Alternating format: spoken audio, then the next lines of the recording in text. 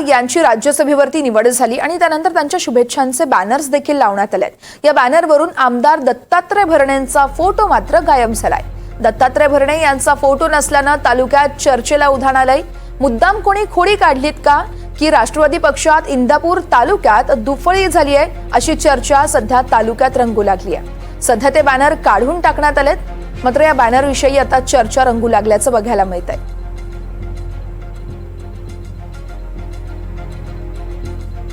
राजकीय वर्तुळात या बॅनरनं आता चर्चांना उधाण आल्याचं बघायला मिळतंय। खासदार सुनेत्र पवार यांची राज्यसभेवरती निवड झाली आणि त्यानंतर अनेक ठिकाणी त्यांच्या शुभेच्छांचे बॅनर्स देखील लागलेत। मात्र इंदापुरातील या बॅनरवरून दत्तात्रय भरणेंचा फोटोच गायब झालाय। दत्तात्रय भरणेंचा फोटो नसल्यानं सध्या चर्चेला उधाण आलं। इंदापूर तालुक्यात चर्चा होत आहेत। मुद्दाम कोणी खोड काढली की राष्ट्रवादी पक्षात इंदापूर तालुक्यात दुफळी झाली अशा चर्चा रंगतायत।